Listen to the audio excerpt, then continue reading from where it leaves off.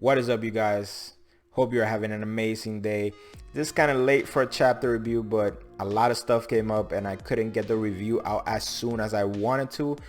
But so I'm not gonna make this a typical review. Instead, what I'm gonna do is talk about the 3 things about the chapter that I really want to focus on. So I'm not gonna go through the entire chapter, but I am gonna talk about the 3 things in this chapter that I really want to focus on. Number 1 being Kaido's double fruit, of course. Number 2, Whitebeard and Wano. Why Whitebeard didn't go to Wano, and does it make sense, or doesn't it? And number 3, Ace's conversation with Yamato, specifically the part where he mentions Kid, Law, and Cavendish. So number 1, let's talk about Whitebeard and Wano. Why didn't Whitebeard go to Wano? Well, the obvious reason, the actual reason, is actually plot. Luffy needs to have something to do in Wano. That's why Whitebeard didn't go to Wano. But does it make sense? The reasons that Oda gives us make sense? Well, let's think about it for a second. So what I've been hearing a lot of people say is like, casualties, that doesn't matter. The man walked into Marineford. I think people misinterpret what was said. I think he wasn't as well. He was worried about his crew, but I think what they were more referring to were like the people of Wano, more than just like their own people dying. And in that way, it kind of makes sense if we compare it to Marineford, because Marineford was evacuated beforehand. The only ones there were the Marines and the pirates. Number 2, when Whitebeard decided to go to Marineford, Ace was actually still alive. It's one thing to risk the lives of your man for somebody who's alive than to risk the life of your man for somebody who's already dead and who has been dead for years at that point. So there's a difference there. And as a leader, as Whitebeard as a leader, I don't think it will make much sense for him to just say like, okay, let's go fight Kaido because he killed Oden. And I'm honestly sure that his whole crew will probably back him on it. His whole crew will be like, yeah, let's go. We got to avenge Oden. But as a leader, as an actual leader, will you risk the life? And not even as a leader, because Whitebeard consider his crew as family.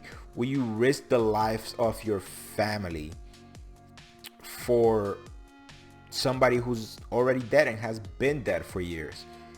I don't know. In my mind, I think it makes sense. I think it does. Also, Whitebeard, he didn't want to risk the lives of the people in Wano. I think that was the main concern that they had when they said casualties. I didn't think they meant their own casualties. I mean, like, I think they meant like the collateral damage. Because come on, we know that when Whitebeard fights, things get heavy. The destruction is at a max. And while I do believe that Onigashima is far away from Wano, in Marineford, dude, the tremors could be felt from like islands and miles and miles upon miles away. Like you could feel the tremor all the way in the archipelago. So it's crazy, right? All the way in Sabaody, you could feel it. So there's no safe distance, honestly, when Whitebeard is fighting. So I think it kind of makes sense. I don't know. To some people it doesn't. To me, it does. It does. For the reasons that I've told you. Would I have loved to see Whitebeard fight Kaido? For sure. For sure.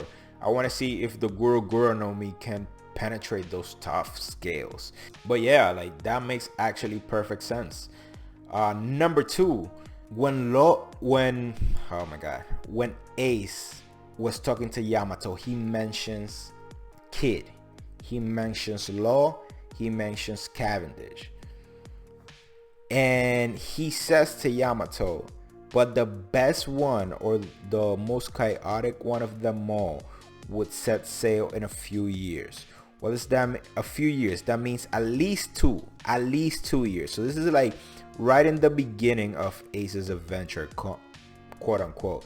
So at least 2 years.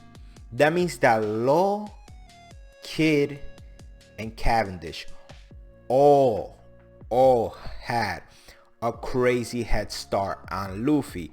A 2 year, maybe even more, because they were already pretty well known in their seas, like the North.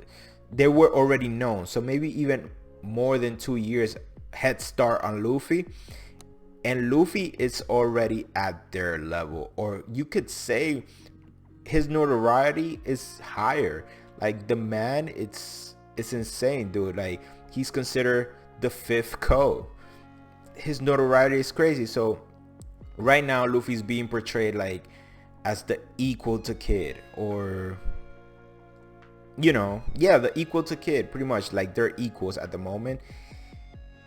But Luffy, they had a 2-year head start on Luffy. I think that's something a lot of people missed. I don't know, I don't remember if we've gotten that before, that detail, but they had a 2-year head start on Luffy, and Luffy is above all of them now. So that just clear it is obvious. It's been obvious since the beginning of the series, but that just clears it a lot more that Luffy will surpass all of them. And Kid is being presented as a rival. At the end of the day, Luffy's gonna pass right by him.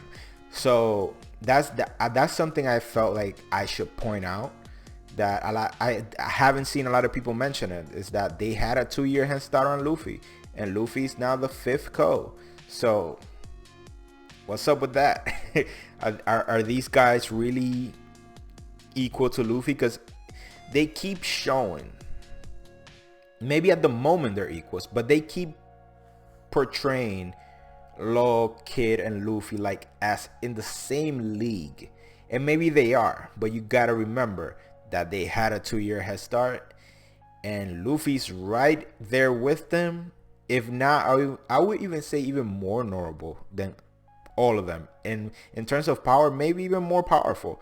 So Luffy's gonna be way above them in the very near future. Now let's talk about the main part of this chapter, Kaido's devil fruit. Dude, the fish fruit.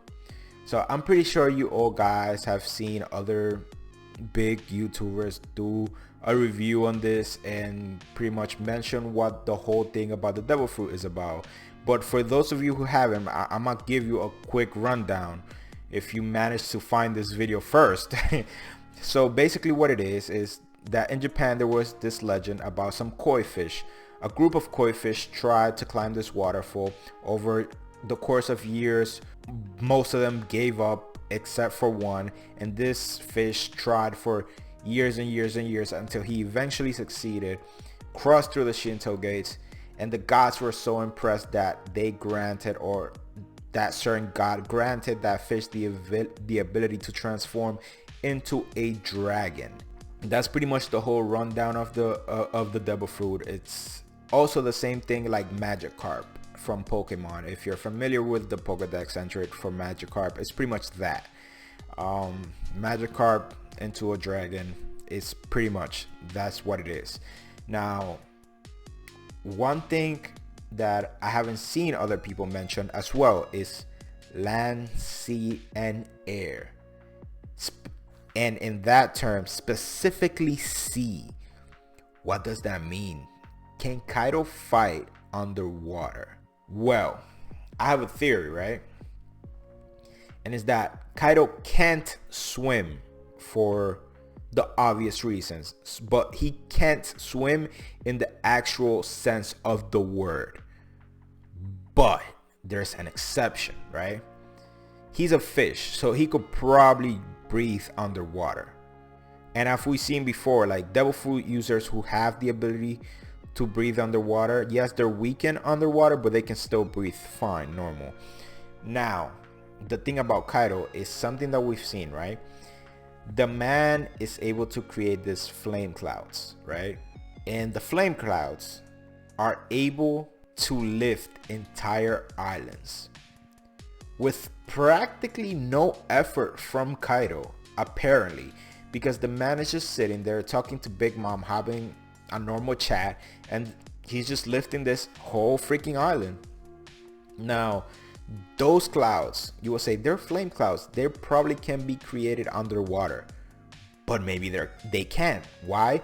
Because he picked up the whole island from under the ocean, picked it up completely. So that tells me the clouds at the beginning were created underwater.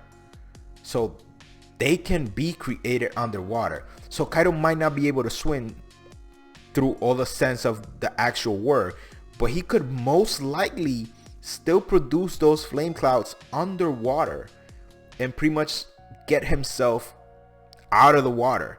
Now, it also makes sense because it also answers the question, like, because people say, oh, Kaido wants to die. So why doesn't he just jump? If he's a devil fruit user, why doesn't he just jump in the ocean? Well, the reason is that because he can probably breathe underwater and probably get out of the water. So he might not be able to swim in all the sense of the word, but he can probably move underwater using them flame clouds, which apparently take almost no effort for him to create at all. So if he can just move an entire island and freaking be sitting around like it's nothing, he can most likely than not freaking move himself underwater. That's pretty much it, guys. Those were the 3 things about the chapter that I wanted to cover. I'll give you a bonus one that I found really touching. It was the Marco and Ace flashback. I like the fact that he was remembering Ace and how much he wanted to go to Wano, and it was so emotional for him that he shed a tear at the end. That was pretty good. I think it was a nice shot by, nice thing to pull by Oda, right? Show some of Marco's emotion, like, damn Ace, you're not here with us, but I finally made it to Wano. So that was actually pretty good. Thank you guys for watching. I really appreciate it. I really enjoy this chapter. Can't wait for chapter 1000, man. I have a few thoughts of what it might be, but the one thing I want it to be the most is either a little Rocks flashback, maybe a little Rocks flashback, but I think they're gonna save the whole Rocks thing for like the end of the arc, because I have a little theory on, but I'll save that for another video. I have a little theory on Toki. I don't think she's quite that dead, but I'll save that for another video. So I just think that the Rocks thing is gonna be, you know, something for the end of the arc, more towards the end. But I would love to get like a brief Rocks flashback, I guess, and then cap off the chapter with Luffy getting to the roof, or maybe get even a little fight scene. If we can get anywhere of a combination of that, that would be pretty awesome. So thank you so much for watching, guys. I really appreciate it. Please subscribe to the channel. It will really help me out a lot. I also have another channel where I cover the Fate franchise or the Nasu verse. So if you're interested in that, head over to that channel. Link to that channel will be in the description box below. Have an awesome day. Have a Merry Christmas. Catch you guys in the next one.